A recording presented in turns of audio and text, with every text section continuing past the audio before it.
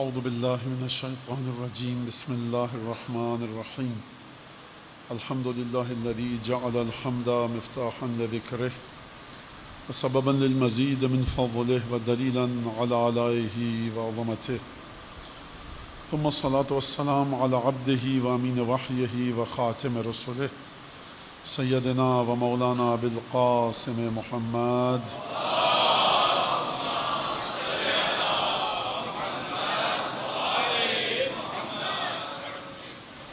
وعلى أهل بيته الطيبين الطاهرين الذين أذهب الله عنهم الرجس وطهرهم تطهيرا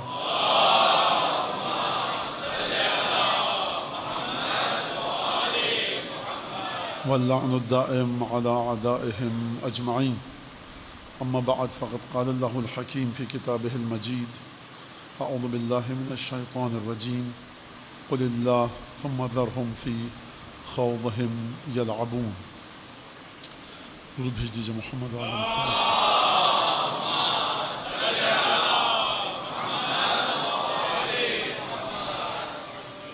قرآن مجید اور رفعت ذکر کے عنوان سے گفتگو کا یہ سلسلہ ہمارا چل رہا ہے، اور کل جو گفتگو ہوئی اس میں نے آپ کے سامنے اس بات کو واضح کرنے کی کوشش کی تھی کہ قرآن مجید میں جو خدا رسول خدا پر اور ملائکہ پر درود بھیجنے کا حکم دے رہا ہے، اس درود کی منزلت کیا ہے معصومین کی روایات کی روشنی میں.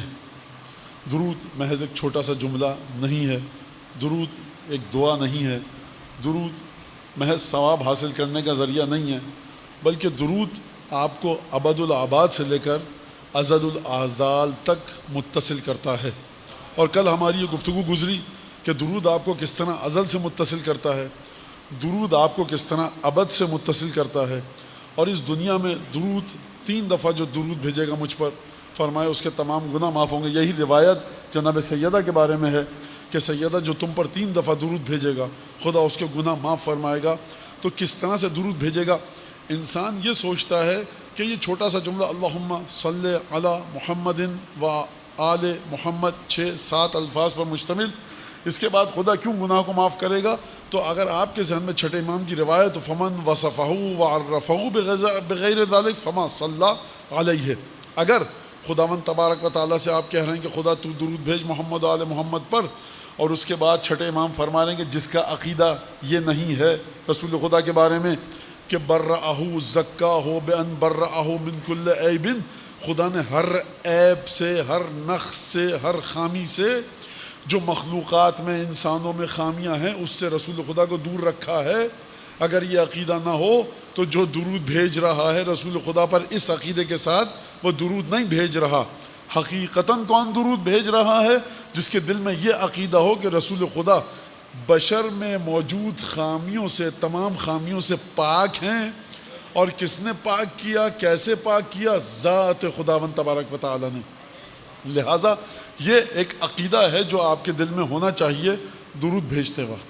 اب یہاں پر ذکر خدا، قرآن مجید، رفعت ذکر جیسا کہ میں نے پہلے کہا، لا الہ الا اللہ، محمد رسول اللہ، درود، زیارتیں، قرآن کی تلاوت، یہ سب کا سب ذکر میں شمار ہوتا ہے. لیکن کبھی کبھی خدا کا کوئی بندہ اس مقام تک پہنچ جاتا ہے کہ وہ مجسم ذکر ہو جاتا ہے. یہ کیسے ہوگا؟ اچھا، کبھی کبھی خدا کا کوئی بندہ خدا، عبد الہی اس مقام پر ہوتا ہے کہ خدا کے ساتھ گفتگو کرتے وقت وہ اپنے آپ کو بھول جاتا ہے. دیکھیے یہ میں تو ایسا نہیں ہوں، اس لیے میں پڑھی ہوئی باتیں، رٹی رٹائی بات آپ کے سامنے پیش کر رہا ہوں. کون ہے ایسا تو پتہ میں بتا دیتا ہوں آپ کو. 13 جا چکے ہیں دنیا سے، 14واں باقی ہے. تو یہ کبھی کبھی کوئی شخص، کوئی ذات، کوئی ایسی ہستی ہوتی ہے کہ جو مجسم ذکر ہوتی ہے.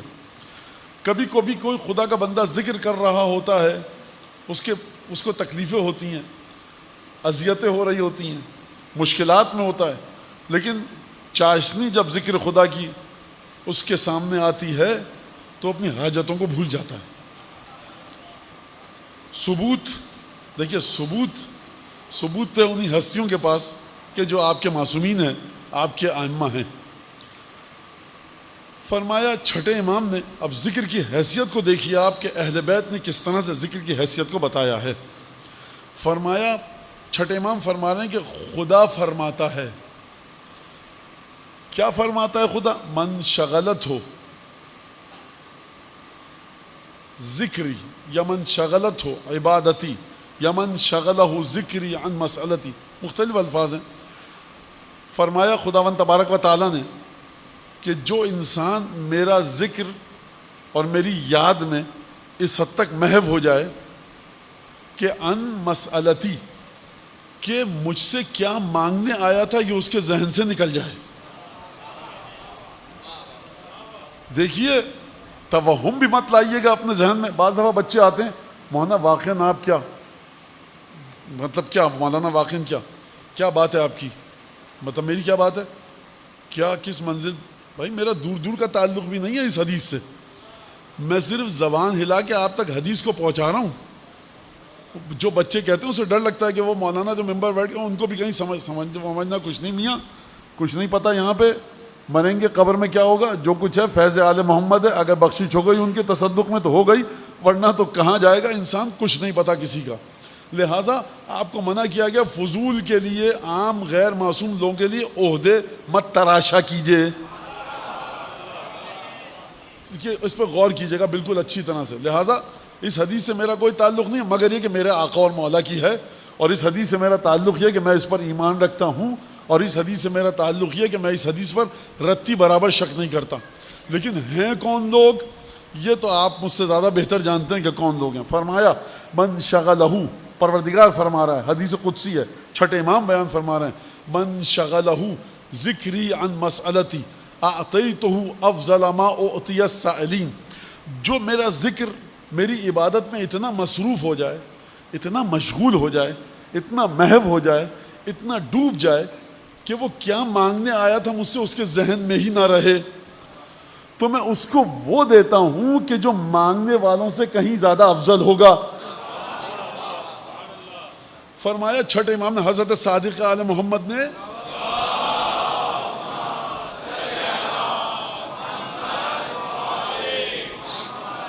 فرمایا کہ ان العبد لیکن لہ حاجہ یا مسئلہ، خدا کے کسی بندے کو کبھی کبھی کوئی حاجت پیش آتی ہے خدا سے مانگے جا کر. فَيَبْدَأُ بِالصَّلَاةِ وَالثَّنَاءِ عَلَى مُحَمَّدٍ وَآلِ محمد. تو بندہ خدا کا کیا کرتا ہے، وہ کہتا ہے میں خدا سے کچھ مانگنے جا رہا ہوں تو کس کا نام لے کر مانگوں، وہ ثنا اور حمد اور تعریف کرتا ہے کس کی، محمد آل محمد کی، ان پر درود بھیجتا ہے، اس کے بعد خدا سے مانگنا چاہتا ہے. لیکن محمد آل محمد کا جب ذکر آتا ہے تو یہ اس طرح سے اس ذکر میں ڈوب جاتا ہے حتی ینسی حاجتہ، یہاں تک کہ محمد آل محمد کا ذکر اس کے ذہن میں زندہ رہتا ہے، یہ بھول جاتا ہے کہ مجھے مانگنا کیا تھا. عجیب بات ہے، یہ بھول جاتا ہے مجھے مانگنا کیا تھا. یہ اب یہاں پر رک جائیے، زری کے پاس جائیے گا، امام حسین کی یہ مانگیے گا. مولانا گئے تو لیکن نہیں مانگا، کیوں نہیں مانگا؟ کیا شرک ور کی بیماری تو نہیں آ گئی آپ کے اندر؟ نہیں مولانا، زری کے پاس جا کے شرک، پھر کیوں نہیں مانگا؟ کہا وہ اس لیے نہیں مانگا کہ زری کے پاس گئے تو کچھ یاد ہی نہیں رہا سوائے مولا حسین کے. تو کیا کریں مولانا؟ گھبرائیے مت، آپ کا آقا اور مولا حضرت صادق آل محمد کیا فرمانا، اس کی طرف توجہ کیجئے. فرمایا پروردگار عالم جب شروع کرتا ہے محمد آل محمد پر درود بھیج کے اور صلوات و ثنا کے ساتھ، حتی ینسی حاجتہ، یہاں تک کہ اپنی حاجت بھول جاتا ہے، تو کیا فرمایا پروردگار اس کو قبل ان یسأل، اس سے پہلے کہ یہ سوال کرے، یہ کہتا ہے میں نے سوال نہیں کیا، 1-2 گھنٹے تک مولا حسین کی زری پر کھڑا رہا، 1-2 گھنٹے تک جناب امیر کی زری پر کھڑا رہا، بقی میں ان مظلوم قبروں کے پاس کھڑا رہا، گریہ کرتا رہا، ماتم کرتا رہا، مولا کی دعائیں پڑھتا رہا، زیارتوں سے فرصت نہیں ملی، دل چاہتا تھا بس زیارت پڑھے جاؤں، دل چاہتا تھا بس زبان پہ اللہم صلی علی پڑھا جاؤں، امام زمانہ کو انا انزلنا ہدیہ، نہیں ہو سکا، ذہن سے نکل گئی مولانا حاجت. تو اب کیا کریں؟ گھبرائیے مت، چھٹے امام فرما رہے ہیں، خدا فرماتا ہے میں اس کو اس سے پہلے کہ یہ اپنی زبان پر اپنی حاجت لائے، میں اس کی حاجت کو دے دوں گا.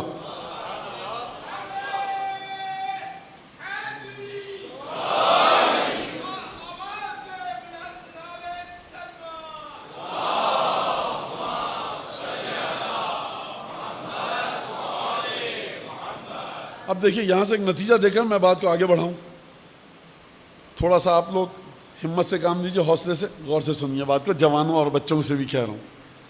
آپ گئے, یہاں پہ جتنے لوگ بیٹھے ہیں گئے, اور آپ نے عبادت کی کسی بھی امام کے روضے پہ جا کے, کسی امام زادے کے روضے پہ جا کے, اپنی حاجت آپ کے ذہن میں نہیں آئی.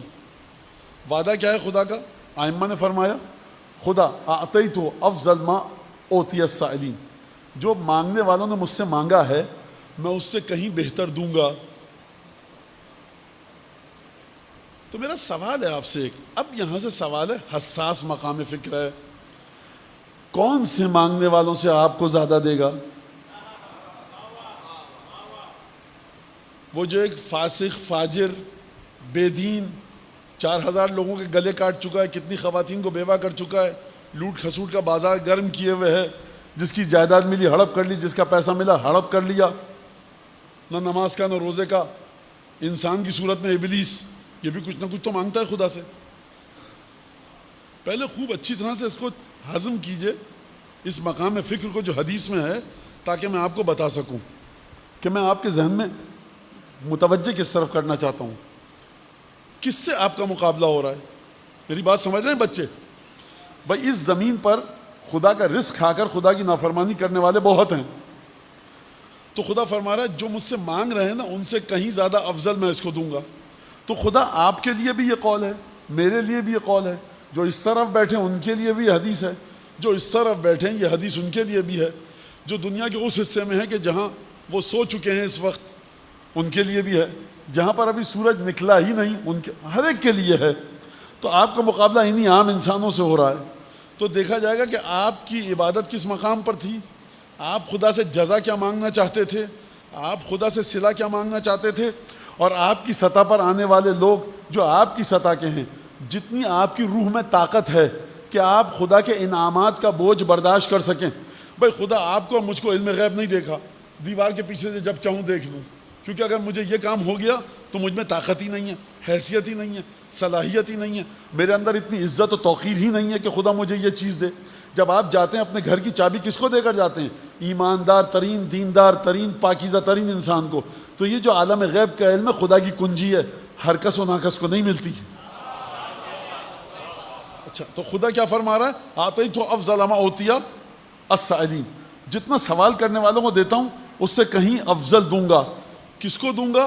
کہ جو میری عبادت میں اتنا محو ہو, میری عبادت میں اتنا محو ہو کہ اسے مانگنے کی فرصت نہ ہو اور وہ میری عبادت میں ڈوب جائے. یہاں تک واضح ہو گئی بات؟ اچھا ایک کام کیجیے آپ حضرات, ذرا ایک درود پڑھ دیجیے تاکہ مجھ میں بھی تو کچھ طاقت ہو.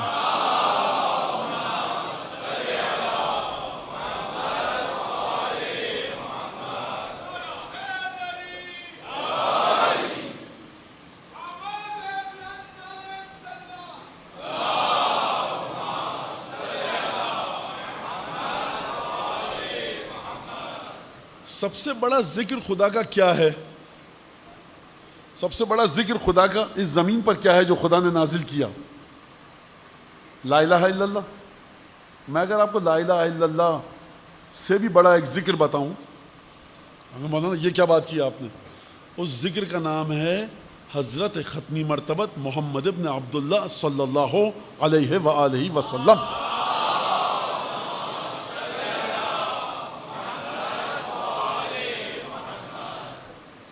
خدا کیا فرما رہا ہے؟ جس کو میرا ذکر اپنی دعائیں مانگنے سے بھلا دے, اور جو میرے ذکر میں اتنا مشغول ہو کہ اپنی حاجتوں کو بھول جائے, تو میں اس کو وہ دوں گا کہ جو کسی کو نہیں دوں گا. اب اس کو کس کو؟ جتنا جو شخص خدا کے ذکر میں محو ہوگا اس کو اسی حساب سے بلند و برتر چیزیں ملیں گی. خوب غور فرما رہے ہیں آپ کہ نہیں غور فرما رہے؟ میں درود پڑھ رہا ہوں, استغفار کر رہا ہوں, ایک نگاہ ٹی وی پہ بھی ہے, ایک نگاہ ریڈیو پر بھی ہے, لیکن اپنی حاجتیں نہیں مانگ رہا, تو اسی حساب سے مجھے بہترین چیز ملے گی. لیکن اگر کسی کا اوڑھنا بچھونا ذکر خدا ہو جائے کہ واقعاً وہ ہر چیز کو بھول جائے, ہر وقت نماز پڑھے, ہر وقت عبادت کرے, ہر وقت مومنین کی خدمت کرے, تمام کے تمام قضائے حاجت کرے لوگوں کی, تو یہ عبادت کر رہا ہے. اور کہہ رہا میں خدا سے کیا دعا مانگوں, وقت ہی نہیں ملتا. کبھی کسی بیمار اس کو ہاسپٹل لے کے جاتا ہوں, کبھی کسی بیوہ کی خدمت, کبھی کسی یتیم کی خدمت, کبھی کسی بوڑھے کو کوئی مدد کرنا, کبھی کسی ضعیف العمر خاتون کو یہ مدد کرنا. تو مجھے مولانا وقت ہی نہیں ملتا کہ میں کیا کروں اور کیا نہ کروں. دعائیں تو آپ پڑھیے مولانا صاحبان, وقت آپ کے پاس زیادہ ہے, بیکار آپ لوگ ہیں. میں اتنا زیادہ مشغول ہوں خدمت مومنین میں, خدمت عزاداری میں, کہ میں لمبی لمبی دعائیں نہیں پڑھ سکتا. تو یہ انسان اس حدیث کا مصداق ہے کہ نہیں ہے نا؟ تو جتنا کوئی چاہتا ہے کہ اس کو ملے, خدا ان سے زیادہ اس کو دے گا. تو کس سے زیادہ کس کو اس کو دے گا؟ کتنا دے گا؟ جتنا اس کا مرتبہ وجودی ہو. اب ذکر بڑھتا گیا. آخری ذکر کیا ہے؟ ذات متبرک ہو, مبارک ہو, طاہر ہو, اطہر ہو, مطہر حضرت ختمی مرتبت. جو بھول کر صرف ختمی مرتبت کا ہو جائے, جس کو سوائے ختمی مرتبت کے کوئی اور چیز یاد نہ رہے, اور ختمی مرتبت بھی اس کا تعارف کروائیں تو انہی الفاظ کے ذریعے, خدا بھی تعارف کروائے تو انہی الفاظ کے ذریعے, وہ اپنا بھی تعارف کروائے تو انہی الفاظ کے ذریعے. کون سے الفاظ کے ذریعے؟ وقیتہ بنفسی, کھڑے ہو کر کہے وہ مسجد کوفہ میں کہ میں رسول خدا کی ذات میں اتنا فنا ہو گیا تھا کہ میں نے اپنے آپ کو بھول کر ہمیشہ رسول کو بچایا. جو اپنی نماز کو بے قیمت سمجھے اور رسول کی نیند کو زیادہ اہم سمجھے,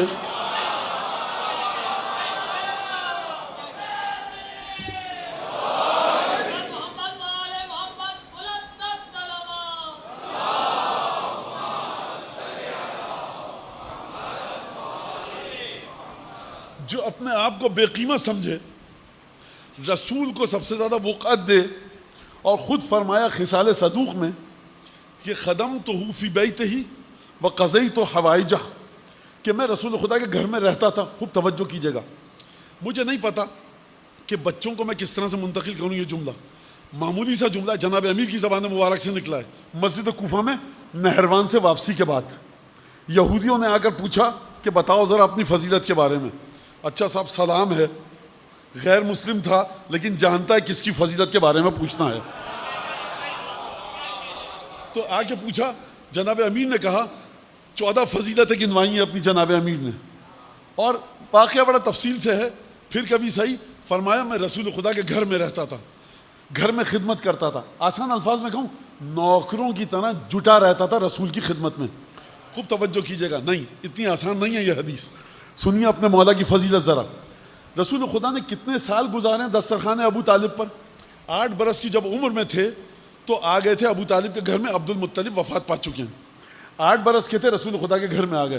25 برس کی عمر میں جناب سیدتنا و مولاتنا امنا خدیجۃ الکبریٰ الغراء اللہم صلی علیہ صلاۃ,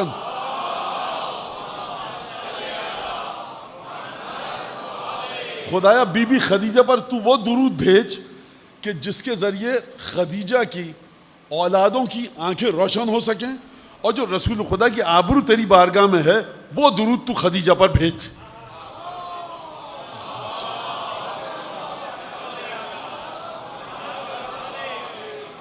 آٹھ برس کی عمر میں آ گئے تھے ابو طالب کے پاس.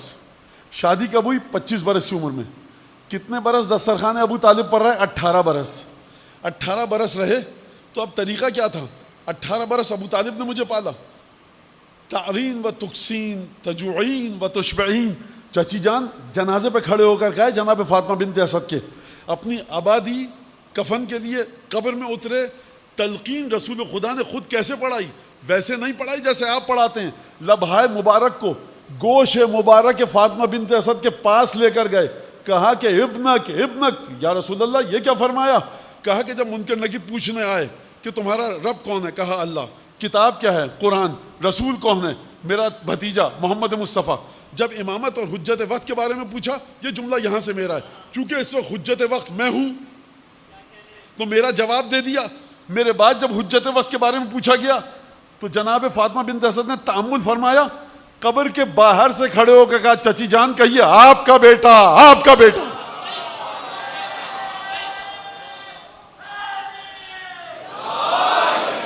بعض محدثین نے کہا لا جعفر ولا عقیل, نہ جعفر ہے نہ عقیل, ابنک علی, ابنک علی, آپ کا بیٹا علی. کتنے سال؟ 18 سال دسترخوان پہ گزارے کہ نہیں گزارے؟ اب جناب امیر المومنین آ چکے ہیں رسول خدا کے گھر میں. احسان کا بدلہ کیا ہونا چاہیے؟ علی اب تم کام مت کرو, تمہارے باپ نے اپنی زندگی برباد کر لی ہماری وجہ سے. یہ میں کہہ رہا ہوں, حدیث کے الفاظ نہیں, سمجھانے کے لیے بچوں کو. تمہارے باپ نے قربانیاں دی, تمہاری ماں میری وجہ سے بھوکی رہتی تھی, اپنا کھانا مجھے کھلاتی تھی, خود موسم کے کپڑے جناب فاطمہ بنت اسد کے پاس نہیں ہوتے تھے, رسول خدا کو دیتی تھی, رسول خدا کی خدمت کرتی تھی. 18 سال فاطمہ بنت اسد نے خدمت کی. فاطمہ بنت اسد اور جناب خدیجہ نے جو خدمت کی ہے, اور رسالت کے بعد جو جناب سیدہ نے خدمت کی ہے, کائنات میں کوئی اس خدمت کی برابری پر آنے کا سوچے بھی تو ایمان زائل ہو جائے گا. جو یہ خدمت کی, تو اب علی آ گیا گھر میں. عجیب ہے سلسلہ. علی کام کرے گا.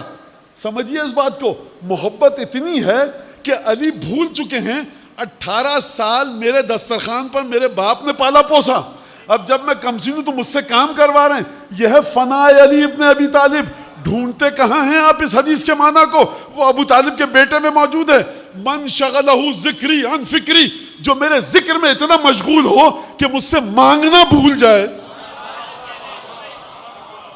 علی کس ذکر میں مشغول ہیں؟ صبح شام رسول کی خدمت کر رہے ہیں. کیا ملا علی کو؟ درود بھیجے محمد آل محمد.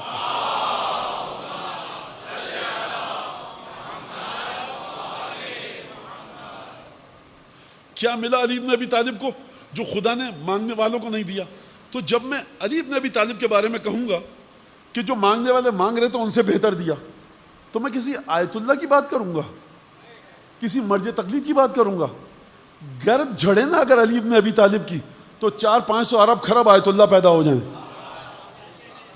اچھا, بہت سے لوگوں کو مانا یہ مذہبی طبقہ آپ کی اس بات سے پسند نہیں کرتا, میاں اپنے مذہب کو لے کر لے جانا اپنی قبر میں, تمہاری خاطر میں یہاں پر جناب امیر کے مقام کو کم کروں اور تمہارے مراجع کو لے آؤں علی ابن ابی طالب کے برابر. دیکھو, یہ مجھ سے کبھی توقع تو مت رکھنا.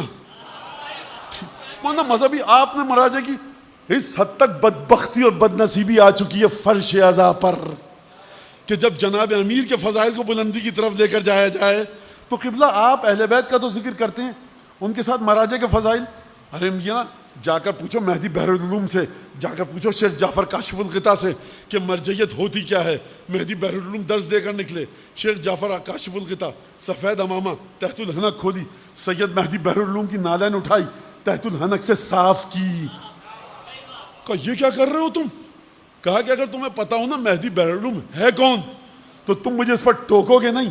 جو اپنے امامے کی تحت الحنک سے مہدی بحر العلوم کے نالین کو صاف کرے تو جا کر پڑھیے واقعہ کہ مہدی بحر العلوم کو جب تشرف حاصل ہوا تاریخ کے مطابق, روایت کے مطابق حضرت حجت کی بارگاہ میں, تو جو واقعہ ملتا ہے حضرت حجت کو اونٹ سے اترنے نہیں دیا, 2 زانو بیٹھے, مولا زمین پہ پیر مت رکھیے گا, میرے گھٹنے پر رکھ کر اتریے. آپ ہیں کہاں پر؟ خوب توجہ کیجیے گا اس بات کے اوپر, خوب توجہ کر لے. بس زعم خود سو کالڈ مذہبی طبقہ جو انتہائی بے دین طبقہ ہے, مطلب نماز پڑھتے, ارے منہ پہ پڑھے تمہاری نماز تمہارا خمس, اگر تم اہل بیت اور علماء میں فرق کو نہ سمجھ سکو. کل میں نے کہا چھٹے امام کی حدیث آپ سامنے پیش کی, فمن عرفہ ووصفہ بغذارک فما صلی علیہ, جو اس عقیدے کے علاوہ درود بھیجے ہمارے جد پر, درود بھیجے, وہ درود نہیں بھیج رہا, زبان چل رہی ہے. لہٰذا گفتگو کیجئے. یہاں پر نتیجہ دے کر میں آپ کو مصائب کی طرف آؤں کہ جناب امیر نے رسول خدا کے ذکر میں محو ہو گئے, فنا ہو گئے. تو خدا کہہ رہا ہے جو میرے ذکر میں فنا ہو جائے, محو ہو جائے, مصروف ہو جائے, مجھ سے کچھ نہ مانگے, بھول جائے, میں اس کو اس سے کہیں بہتر دوں گا جو مجھ سے مانگنے والے مانگیں گے. تو یہاں پر جناب امیر کا مقابلہ کس سے کیجئے گا؟ بلال سے, مقداد سے, سلمان سے, ابو ذر سے, ابو سعید خدری سے, کس صحابی سے کریں گے؟ پہلے طے کر لیجئے تاکہ بات کو آگے بڑھاؤں میں. کوئی نہیں ہے. کیوں کوئی نہیں ہے؟ کیونکہ امیر المومنین اس سے جڑے ہیں کہ جس جیسا کوئی نہیں ہے. خدا کہ علی تمہارے گناہ معاف کر دیے, جناب امیر کہیں گے پروردگار کوئی تھا تو جو معاف کیا. علی دیکھو تمہیں ہم نے کثیر رزق دیں گے, جناب امیر کہیں گے پروردگار تو نے خود ہی طاقت دی ہے, ٹھوکر ماروں مٹی سونا ہو جائے, میں تجھ سے کیا دوں. علی دیکھو ہم تمہیں جنت میں اونچا مقام دیں گے. جناب امیر کہیں گے آپ ہی کے پروردگار تیرے ہی رسول نے فرمایا ہے کہ تقسیم میرے ہی ہاتھوں ہوگی.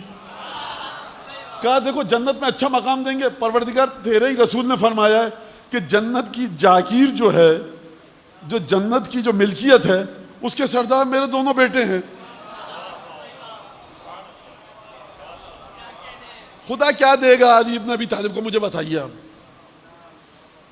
تو یہ وہ مقام ہے جہاں تک لانا چاہتا ہوں کہ جو تحفے ملے ہیں جناب امیر کو وہاں تک کوئی پہنچ. سرکار جب میرے بارے میں خدا فرما رہا ہے اور آپ کے بارے میں کہ عبادت میں اتنا مشغول ہو جاؤ کہ مجھ سے مانگنا بھول جاؤ, تم کو وہ دوں گا جو سوال کرنے والوں نے سوال کیا اس سے کہیں زیادہ. تو کیا میرا مقایسہ موسیٰ سے ہوگا, میرا مقایسہ عیسیٰ سے ہوگا, میرا مقایسہ ازواج رسول خدا سے ہوگا؟ مقابلہ کس سے ہوگا؟ میرا مقابلہ اس سے ہوگا جو مرحلہ وجودی میں میرے برابر ہو.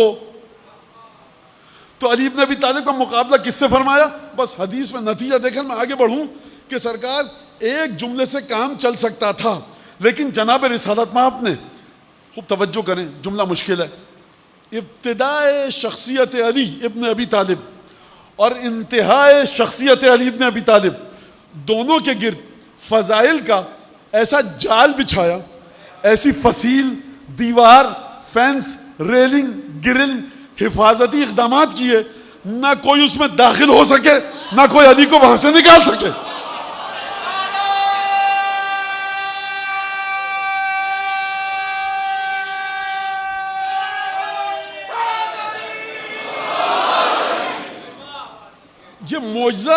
یہ معجزہ کئی مقامات پر پیش آیا, لیکن انسانی ذہن کی سطح کے مطابق کیا فرمایا رسالت مآب نے؟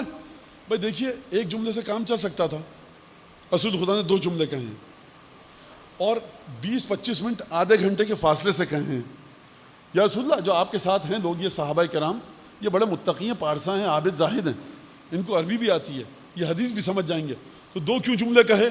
رسول خدا کہیں گے دیکھو آغاز شخصیت علی, اختتام شخصیت علی, نہ تم آغاز کو پا سکتے ہو نہ اختتام کو پا سکتے ہو. اب میں نے بہت تھکا دیا آپ کو, نتیجہ دے دوں اور آپ سمجھ جائیں گے.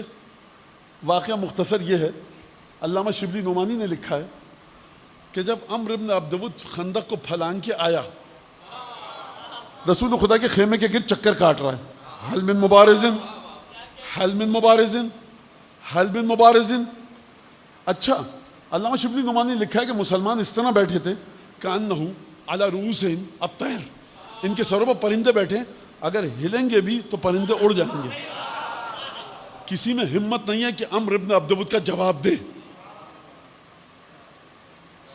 کہ اگر کسی کی بھی بدن میں ذرا سا تحرک آیا تو رسالت مآب کہیں تم اٹھنا چاہتے ہو جاؤ. یہ علامہ شبلی نعمانی نے لکھا, میں نہیں کہہ رہا. رک جائیے تھوڑا سا, مجھے بات مکمل, یہ خیمے کی بات ہے. آپ سمجھتے ہیں واقعہ یہیں پہ ہوا؟ نہیں, خندق کھودنے کے دوران واقعہ ہوا. سورہ احزاب پڑھیے جا کر, مسلمانوں کے لشکر میں یہ رسول خدا کے پیچھے صبح کی نماز بھی پڑھے گا, یہ ظہر کی بھی, عصر کی بھی, مغرب کی بھی, عشاء کی بھی. بدر اور احد میں جو وعدے کیے ہیں خدا نے اس کو دیکھ چکا ہے, تب بھی اتنا بد نصیب ہے کہ خدا فرما رہا ہے اے مسلمانوں یاد کرو اس وقت کو کہ بلغت القلوب الحناجر وتظنون باللہ الظنون, کہ خوف کے مارے تم لوگوں کے دل اچھل کر حلق میں آ چکے تھے. اس جملے کو تو نگلیکٹ کیا جا سکتا ہے, اس جملے کو نظر انداز کیا جا سکتا ہے, پر ڈر لگا. اب ہر ایک کی رگوں میں تو بنو ہاشم کا خون تھوڑی ہے کوئی, اس میں کیا ہے؟ ہر ایک کی رگوں میں فاطمہ بنت اسد کا شیر ہے ہی نہیں. تو یہ توقع فضول ہے, آپ کی توقع فضول ہے نا, غلط توقع لگا رہے ہیں آپ بیچارے مسلمانوں سے. خدا نے فرمایا وَتَظُنُّونَ بِاللَّهِ الظُّنُونَ, اور یاد کرو تم خدا کے بارے میں برے برے خیالات لانے لگے. وہ جو پہلا مرحلہ ہے نا, کلیجہ اچھل کے حلق میں آ گیا, تو اسلام باقی ہے. لیکن جو دوسرا جملہ ہے نا قرآن کا, وَتَظُنُّونَ بِاللَّهِ الظُّنُونَ, کہ تم خدا کے بارے میں برے برے خیالات لانے لگے. سرکار نبی کے بارے میں برا خیال ہے, درود اور عبادت قبول نہیں ہے. یہ مسلمان رسول خدا کے پیچھے نماز پڑھ رہے ہیں, اس کے باوجود برے برے خیالات لا رہے ہیں, تو کون سی نماز ان کی قبول ہوئی, عبادت قبول ہوئی؟ لہٰذا خوب توجہ کیجئے اس بات پر. اب چکر کاٹ رہا ہے, پہلے بھی یہ واقعہ ہوا, جب بنو عبد المطلب کی دعوت کی تھی، جناب امیر 3 دفعہ کھڑے ہوئے، اصغرہم سنن، سب سے چھوٹے تھے، کوئی ہے جو میری بیعت کرے گا؟ 10 سال کا ابو طالب کا فرزند کھڑا ہوا، کہا اجلس. کوئی ہے تم میں سے جو میری مدد کرے گا؟ علی کھڑے ہوئے، کہا اجلس. کوئی ہے تم میں سے جو میری مدد کرے گا؟ پھر جناب امیر کھڑے ہوئے، کہا کہ تم میرے بھائی ہو، جانشین ہو، خلیفہ ہو، وارث ہو. وَضَرَبَ بِيَدِهِ عَلَى يَدِي، روایت کے الفاظ ہیں جب تیسری دفعہ کھڑا ہوا تو رسالت مآب نے اپنا ہاتھ میرے ہاتھ پر مارا. نہیں رک جائیے ابھی، آپ باریکی کو سمجھیں نہیں مسئلے کی. بیعت ہوتی ہے کہ بیعت کرنے والا بیعت لینے والے کے ہاتھ پہ مارتا.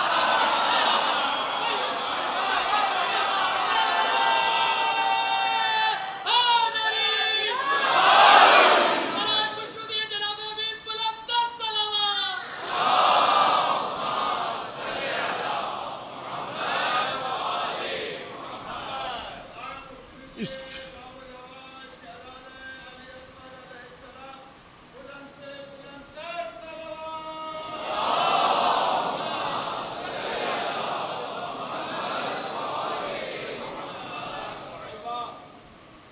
میں اس جملے کی تفسیر کیسے کروں؟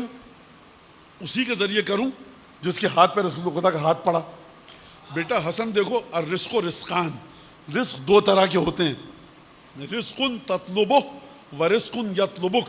ایک رزق وہ ہے بیٹا حسن جس کو تم ڈھونڈتے ہو، ایک رزق وہ ہے جو تمہیں ڈھونڈتا ہے.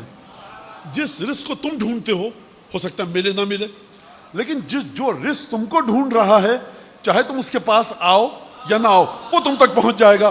اے علی، تم محبت رسول کے رزق کو ڈھونڈ رہے ہو، تمہاری طبیعت میں اتنا زیادہ خلوص تھا، رسول نے انتظار نہیں کیا کہ علی اپنا ہاتھ بڑھا کر بیعت کریں.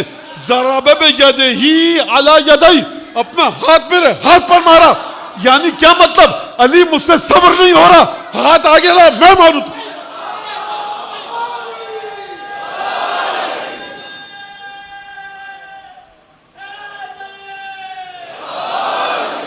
جس کے ہاتھ کو بڑھنے کے لیے ختمی نبوت انتظار نہ کرے، آپ اپنے علماء کو اس علی سے ملاتے ہیں؟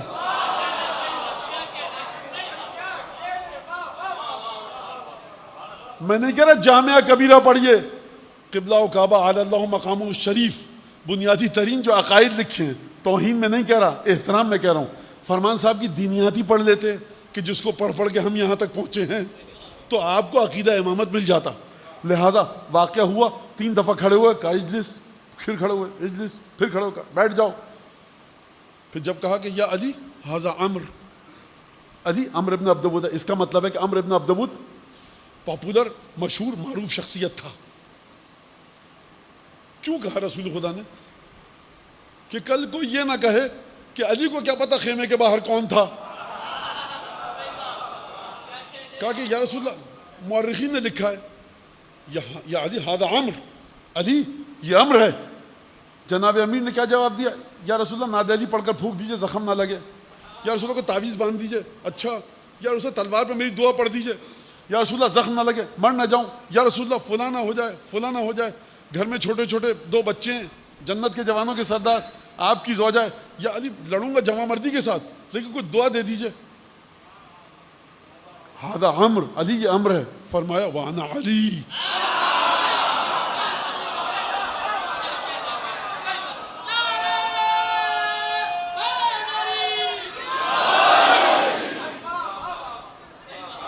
بس میں خندق نہیں پڑھ رہا، خیمے سے نکلے، رسول خدا نے پہلی فصیل بچوں کے لیے، پہلی فائر وال لگائی کہ جو آگے آئے گا جل کے بھسم ہو جائے گا. پہلی دیوار کھڑی کی، کیا کہہ کر؟ لبرز الایمان کلہ الی الشرک کلہ. پورا کا پورا ایمان پورے کے پورے شرک کے مقابلے میں چلا گیا. کیا مطلب اس بات کا؟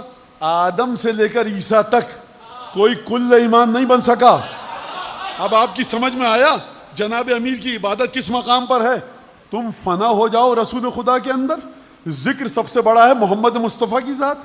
علی میرے محمد مصطفیٰ کے ذکر میں فنا ہو گیا ہے تو علی کو وہ دوں گا کہ جو کسی مولانا کو نہیں دیا ہوگا، کسی مجتہد کو نہیں دیا ہوگا. کسی امام باڑے کے ٹرسٹی کو، کسی نوحہ خان کو، کسی ذاکر، کسی خطیب کو پیشانی میں بڑا سا گٹا، اس کو یہ علی کا مقابلہ ہوگا کس سے؟ اس حدیث کے مطابق جناب امیر کا مقابلہ عام انسانوں سے نہیں ہوگا، آدم سے لے کر عیسیٰ تک سے ہوگا. جو وہ مانگ رہے ہیں ان کو نہیں ملے گا، علی ابن ابی طالب کو ملے گا. مولانا یہ ہو گئی توہین رسالت. سرکار یہ ہے توقیر رسالت، یہ ہے خدمت رسول خدا کا انعام، یہ توقیر رسالت. فرمایا برز الایمان کلہ الی الشرک کلہ، پورا کا پورا ایمان. کیا کہنے، میرا جی نہیں چاہ رہا اس حدیث کے واقعے کو چھوڑ کر آگے بڑھوں. نہیں، واقعہ یہیں تک کہ برز الایمان کلہ الی الشرک کلہ. اب کچھ لوگ کھڑے ہوئے تھے باہر. اب آپ تو نہیں کرتے محبت جناب امیر سے، کچھ اور لوگ بھی کرتے ہیں. اب کہیں یا علی دیکھ کے جائیے گا، 1000 سواروں کے مقابلے پر ہے. بھائی اب میرے ذہن میں ایک سوال آیا، آپ خود تشریف لے کے نہیں گئے، علی کو تو نہ ڈرائیے. خیر بہرحال اب نفسیاتی تجزیہ تحلیل کیا کروں اس مقام پر، لیکن بہرحال میں یہ سمجھتا ہوں کہنے والے نے شاید محبت میں ہی کہا ہو. اگرچہ یہ لوگ قرآن کی آیت سورہ احزاب پڑھ لیجیے گا جا کر، میں تفصیل میں نہیں جانا چاہتا. پہلی دیوار کون سی بلند کی؟ برز الایمان کلہ الی الشرک کلہ.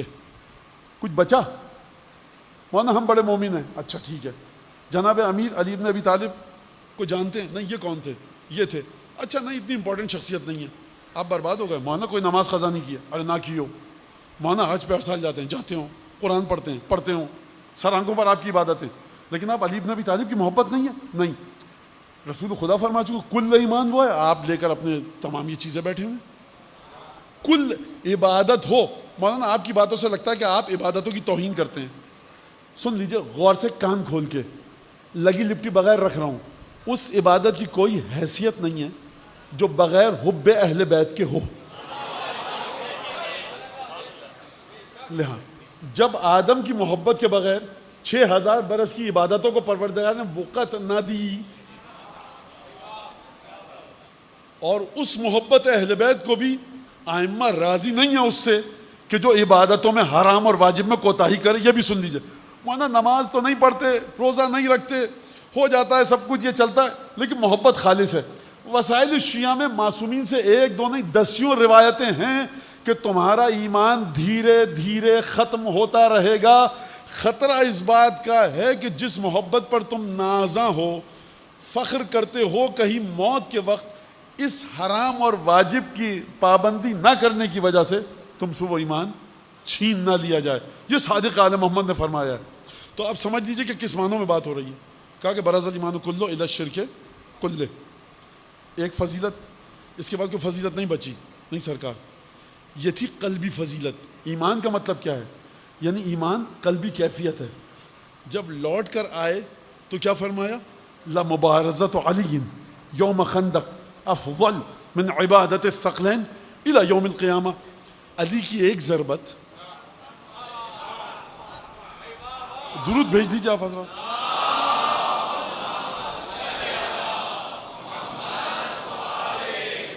علی ابن ابی طالب کی بھیج دو بیٹا، صلوات بھیج دو.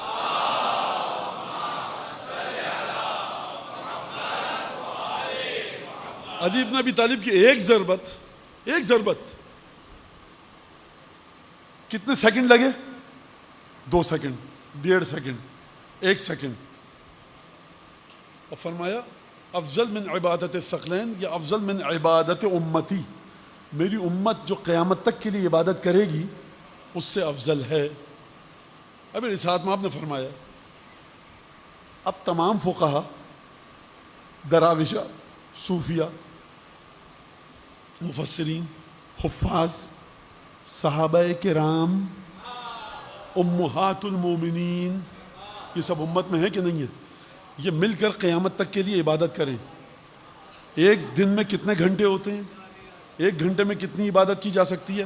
اچھا رسول خدا جو کہہ رہے ہیں نا عبادت، وہ اس عبادت کو نہیں کہہ رہا کہ غلط وضو، غلط سجدہ. رسول خدا فرمانے جو صحیح عبادت ہو، غلط عبادت تو غلط عبادت ہے. سرکار امت کی بہترین صحیح عبادتیں جس میں تمام شرطیں موجود ہوں، امت صبح شام عبادت کرتی رہے، ایک لمحے کی ضربت کا مقابلہ نہیں کر سکتے. اگر رسول خدا فرما دیتے کہ برابر ہیں تو شاید آپ کی سمجھ میں آ جاتا, لیکن آپ کہہ رہے واہ واہ سبحان اللہ, اس کا مطلب کیا ہے مولانا؟ یہ مرحلہ عقل سے آگے ہے. تو میں نے کب کہا کہ جناب امیر کی شخصیت عقل کی 10 رس میں ہے؟ ایک لمحے بھر کی عبادت کا مقابلہ نہ کر سکے تو یہ خدا دے کیوں رہا ہے؟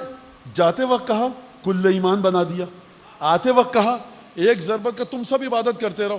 یا رسول اللہ آپ کو علم بھی ہے کہ آپ کی امت کی تعداد 1 ارب ہوگی, 2 ارب ہوگی, 10 ارب ہوگی, 50 کھرب ہوگی.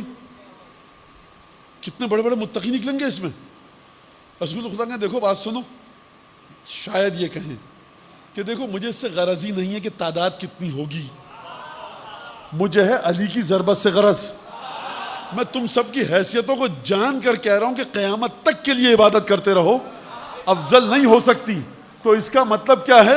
اس کا مطلب یہ ہے کہ خدا نے فرمایا جو میری عبادت میں اس طرح سے مصروف ہو جائے کہ مجھ سے نہ مانگے اور بھول جائے تو فرمایا اس کو وہ دوں گا جو مانگنے والوں سے کہیں افضل ہوگا. تو علی ہیں مشغول خدمت ختمی مرتبت, بھول چکے ہیں اپنے آپ کو. تو اب خدا وہ دے گا جو آدم سے لے کر عیسیٰ تک کسی کو نہ دیا. درود پڑھی جناب امیر کی بارگاہ میں.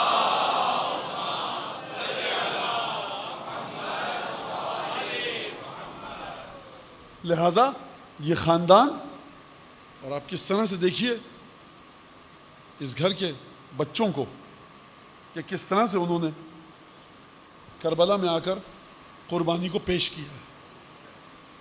خون جناب امیر ہے, خون حضرت امام مجتبیٰ ہے. دیکھیے جب انسان کریم ہونا, سخی ہو, رحم دل ہو تو اس کو یتیموں سے محبت ہو جاتی ہے. ہر انسان کو ہوتی ہے, لیکن انسان شریف النفس ہو یتیموں کا احترام کرتا ہے. مرنے والے یتیم بچے کا باپ جو مر گیا, جتنا زیادہ متقی عابد و زاہد ہو یا آپ کو جتنی محبت ہو آپ اتنا زیادہ احترام کریں گے اس یتیم بچے کا. اب آپ مجھے یہ بتائیے کہ جب قاسم گفتگو کر رہے ہیں امام حسین کے ساتھ تو سید الشہداء کو کیا کیا خیالات نہیں آئے ہوں گے. آپ جانتے ہیں کہ جب امام حسین السلام نے امام مجتبیٰ کو دفن کیا بقیع میں تو فرمایا ہے کہ بھیا اب میں اپنی ریش پر, داڑھی پر خضاب, میں اپنی داڑھی پر خوشبو نہیں لگاؤں گا, سر میں تیل نہیں ڈالوں گا. لٹا ہوا شخص وہ نہیں ہے جس کا مال لوٹ لیا جائے. لٹا ہوا شخص وہ ہے کہ جو اپنے ہاتھوں سے تجھ جیسے بھائی کو دفن کرے. جب بھی قاسم دکھتے ہیں امام حسین السلام کو بھائی یاد آتا ہے. اور بھائی بھی کون؟ جو خون کی قے کرتا ہوا دنیا سے گیا, رسول خدا کے پہلو میں دفن ہونے نہیں دیا گیا. انبیاء اور اولاد انبیاء کے سلسلوں میں واحد جنازہ امام مجتبیٰ کا ہے جو گھر سے نکلا اور دوبارہ واپس آیا. کیا واپس اس لیے آیا جنازہ کہ بہنیں چاہتی تھیں کہ بھائی کا دیدار کر لیں؟ تیر اتنے پیوست ہو چکے تھے کہ واپس آ کر کفن کو تبدیل کرنا پڑا.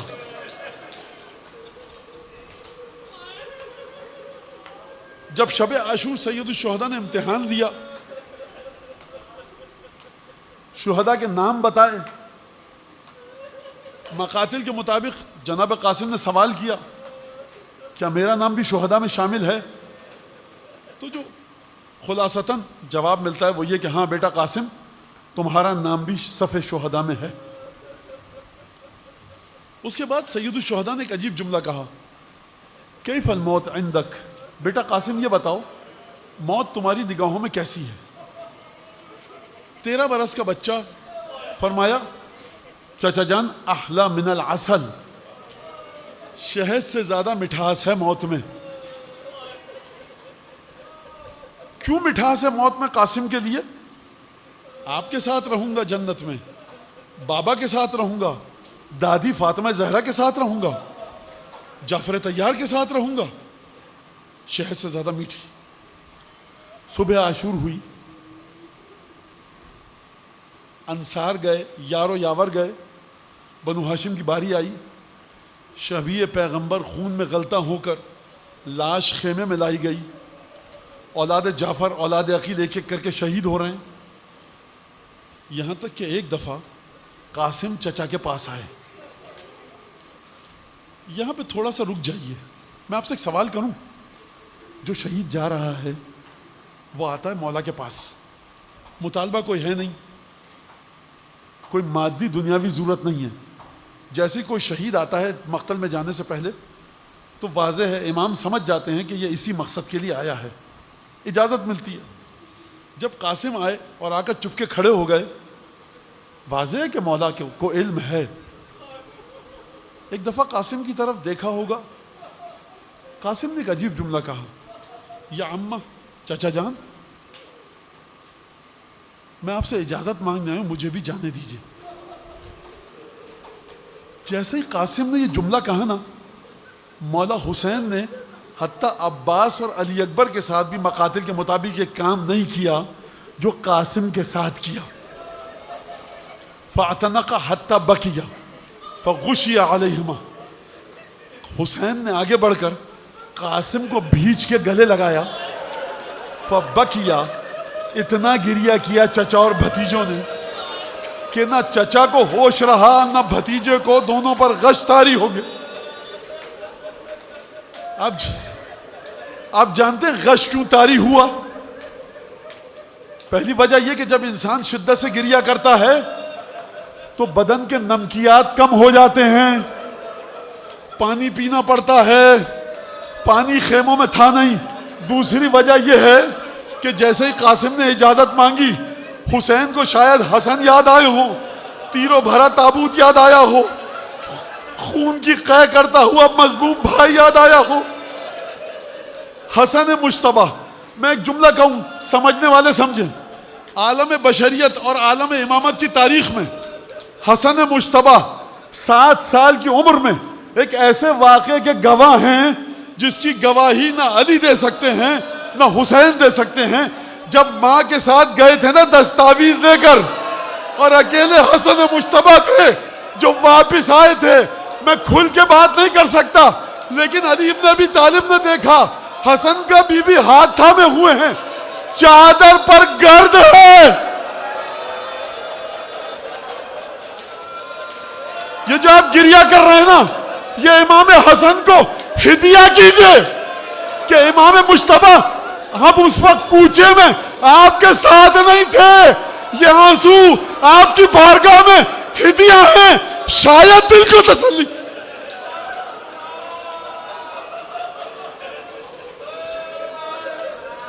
زلجنا لایا جائے، قاسم کو سوار کرو۔ قاسم سوار ہوئے،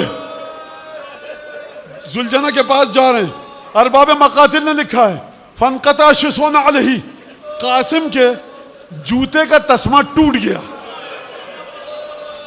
فَأَرَادَ أَنْ يَرْبِطْهَا، قاسم جھک کے جوتے کے تسمے کو باندھنا چاہتے تھے، جیسے ہی چچا نے دیکھا لپک کر مقتل کے مطابق آگے بڑھے، قاسم کو نہیں باندھنے دیا، خود جھک کر جوتے کا تسمہ باندھا۔